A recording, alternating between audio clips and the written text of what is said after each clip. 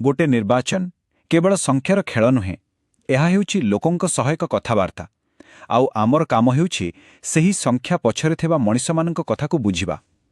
जनमतकू एक सुजोग नुहे बरং एक गुरुदायित्व भावर देखिबा। तेबे आसंतु काकटपुर एही कथबार्ताकू आहुरी गभीर भावरे बुझिबा। पुरी जिल्लार एही उपकूलवर्ती निर्वाचन मंडली काकटपुर यह केवल एक भौगोलिक अंचल नुहे, यह मां मंगलांक पवित्र पीठ। यह हेउछि सेही चासी आउ मत्स्यजीवी मानंकर माटी जोमानंक जीवन समुद्रर लहड़ी आउ चाष जमीर ऋतु सह बंधा। 2024 रे एही माटीर लोकमाने निजरा मत देइछंती आउ आमर काम हेउछि ताकू ध्यानर सह सुनिबा। कौनसी भी जागार राजनीति को बुझिबाकू हेले प्रथमे तार माटी पानी आउ सेठाकार लोकंकर जीविका को बुझिबाकू पड़े, कारण सेठी ही लुचि रही थाए से जागार प्रकृत स्पंदन। चाष माछ धरा आउ पीढ़ी परे पीढ़ी चली आसुथिबा केते कौं काम, एगुड़िक खाली चाकिरी नुहे, एगुड़िक हेउछि लोकंकर परिचय तांको संस्कृति। तेणु जेतेबेले जणे चासीर फसल मरी जाए किंबा जणे केउठ खाली हातरे फेरे सेतेबेले केवल तार आर्थिक क्षति हुएनी बरं तार आत्मसम्मान उपरे भी आघात लागे। आउ एहीगुड़िक हेउछि सेई छोट छोट समस्या जहा प्रतिदिन लोकंकु बाधे। चाष पाई पानीर अभाव, पिलामानंक पाई स्थानीय स्तରରେ काम न मिलिबा, छोट रोग पाई भी दूरकु जिबाकू पड़िबा किंबा पिलांक पाई गोटे भल स्कूलर चिंता। एगुड़िक केवल अभियोग नुहे बरं गोटे गोटे संकेत जे व्यवस्था आउ लोकंक आशा भितरे दूरता बढ़िबारे लागिछि। जेतेबेले गोटे सरकार लोकंकर एही मौलिक आवश्यकता पूरण करे सेतेबेले लोक आउ सरकारंक भितरे एक विश्वासर संपर्क गढ़ी उठे, किंतु जेतेबेले एथिरे अवहेला हुए सेही विश्वासर सूता धीरे धीरे दुर्बल हेबाकू लागे। 2024 रे काकटपुर रे सेही विश्वासर ही परीक्षा होइथिला। तेबे आसंतु एबे सीधा सड़ख संख्यागुड़िक उपरकू जिबा, कारण एही संख्यागुड़िक केवल किए जीतिला किए हारिला ताहा कहंती नाही, बरं एहा एक कहानी कहंती, एक एमिति विजयर कहानी जहा सांगरे एक स्पष्ट चेतावनी भी आनिथिला। बीजेडीर विजयी भोट प्रतिशत 47.05%। हाँ, यह निश्चित भावे एक विजय, किंतु राजनीतिर गणितरे जो 50% को एक मनस्तात्विक सीमा बोली धरा जाए यह ताठारु कम। यह सूचाउछि जे जनमत मिलिछि किंतु सेथिरे पूर्व भली दृढ़ता नाही। एबे एही तुलना को देखंतु। 2019 रे भोट प्रतिशत थिला 53.7%, आउ 2024 रे यह खसी आसिला 47.05% को, अर्थात पाखापाखि 6.65% भोट कमीगला। यह केवल एक साधारण रास नुहे, यह समर्थनर भित्तिभूमि दुर्बल हेबार एक बड़ संकेत। आउ अन्यपटे देखंतु बीजेपीर भोट प्रतिशत 2019 रे जहाँ मात्र 18% थिला 2024 रे ताहा बढ़ी 34.1% रे पहुंचीगला। यह प्राय 2 गुणा वृद्धि। यह स्पष्ट करुछि जे राजनैतिक पाणीपागरे एक बड़ परिवर्तन आसुछि। यह हेउछि जितिबार व्यवधान, किंतु यहाकू केवल एक संख्या भावे देखिबा ठीक हबनी। यहाकू सेही 23,151 जन भोटरंक समूह भावे देखिबाकू पड़िबो, जेउमानंक सह संपर्ककू पुणी थरे नुआ करी गढ़िबाकू पड़िबो, जेउमानंकर विश्वासकू पुणी थरे जितिबाकू हेबो।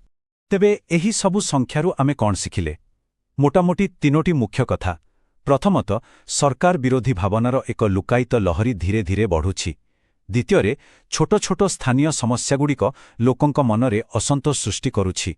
आउ तृतीय, विरोधी दलर संगठन तलस्तर रे मजबूत हेबारे लागिछि।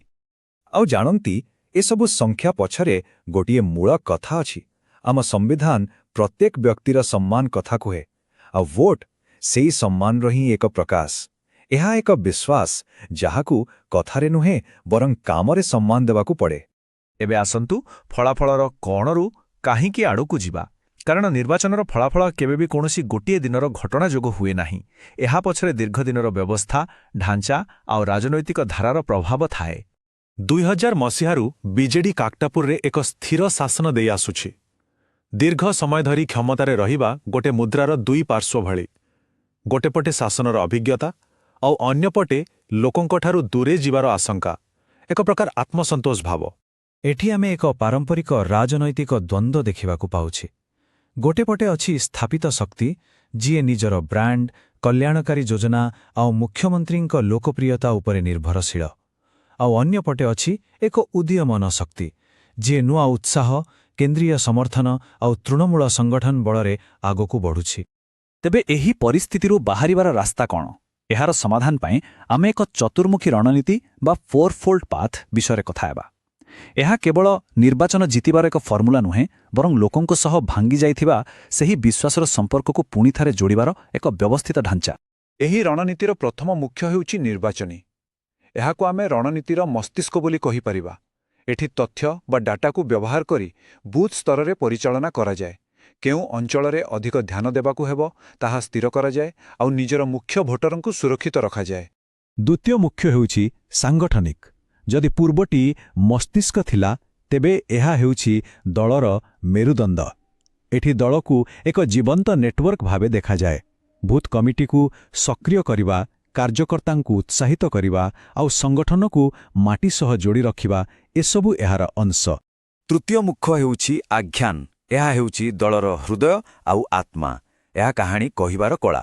ଏକ ଏମିତି କାହାଣୀ ଯେଉଁଠି କେବଳ ସଫଳତାର ଗୁଣଗାନ ନୁହେଁ, ବରଂ ନିଜର ଦୁର୍ବଳତାକୁ ସ୍ୱୀକାର କରି ତାକୁ ସୁଧାରିବା ପାଇଁ ଏକ ବିଶ୍ୱସନୀୟ ଯୋଜନା ଲୋକଙ୍କ ସାମ୍ନାରେ ରଖାଯାଏ। ଆଉ ଚତୁର୍ଥ ତଥା ଶେଷ ମୁଖ୍ୟ ହେଉଛି ସମ୍ବଳ। ଏହା ହେଉଛି ସେହି ଶକ୍ତି ବା ଇନ୍ଧନ ଯାହା ଏହି ପୂରା ବ୍ୟବସ୍ଥାକୁ ଚଳାଏ।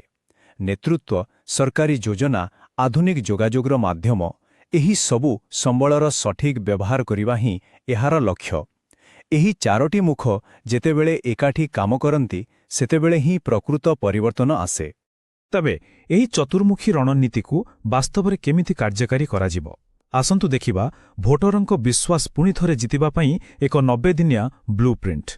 ଏହି ଯୋଜନାର 3ଟି ପର୍ଯ୍ୟାୟ। ପ୍ରଥମ 30 ଦିନ ଶୁଣିବାର ପର୍ଯ୍ୟାୟ। ଗାଁକୁ ଯାଇ ଲୋକଙ୍କ ଅଭିଯୋଗ ଶୁଣିବା ଆଉ ଯଥାସମ୍ଭବ ତତ୍କ୍ଷଣାତ୍ ସମାଧାନ କରିବା। ଦ୍ୱିତୀୟ 45 ଦିନ ଯୋଡ଼ି ହେବାର ପର୍ଯ୍ୟାୟ। ପୂରା ସଂଗଠନକୁ ନେଇ ଘର ଘର ବୁଲି ଲୋକଙ୍କ ସହ ସିଧାସଳଖ ସମ୍ପର୍କ ସ୍ଥାପନ। ଆଉ ଶେଷ 15 ଦିନ ସକ୍ରିୟ କରିବାର ପର୍ଯ୍ୟାୟ। ନିଜର ପ୍ରତ୍ୟେକ ସମର୍ଥକଙ୍କୁ ମତଦାନ କେନ୍ଦ୍ରକୁ ଆଣିବା ପାଇଁ କାମ କରିବା। ଆଉ ଲୋକଙ୍କ ସହ ସମ୍ପର୍କ ସ୍ଥାପନ କରିବାବେଳେ ଗୋଟିଏ କଥା ସବୁବେଳେ ମନେ ରଖିବାକୁ ହେବ। ନାଗରିକଙ୍କୁ ସମ୍ମାନ ଦେବାର ଅର୍ଥ ହେଉଛି ତାଙ୍କର ଗୋପନୀୟତା ଆଉ ତାଙ୍କ ତଥ୍ୟକୁ ସମ୍ମାନ ଦେବା। କାରଣ ସହମତି ହିଁ ବିଶ୍ୱାସର ପ୍ରଥମ ସୋପାନ। ଶେଷରେ ଗୋଟିଏ କଥା, ଜଣେ ଜ୍ଞାନୀ ନେତା ସରକାର ବିରୋଧୀ ଲହରୀ ସହ କେବେ ଲଢ଼େଇ କରନ୍ତି ନାହିଁ। ସେ ଏହାର କାରଣକୁ ବୁଝିବାକୁ ଚେଷ୍ଟା କରନ୍ତି ଆଉ ସେହି ଅନୁସାରେ ଏକ ଭଲ ଆହୁରି ମଜବୁତ ଜାହାଜ ତିଆରି କରନ୍ତି। କାକଟପୁରର ଆହ୍ୱାନ କେବଳ ଆଗାମୀ ନିର୍ବାଚନ ଜିତିବା ନୁହେଁ, ବରଂ ପ୍ରକୃତ ସେବା ମାଧ୍ୟମରେ ଲୋକଙ୍କ ସହ ସେହି ଭାବଗତ ସମ୍ପର୍କକୁ ପୁଣିଥରେ ଗଢ଼ିବା।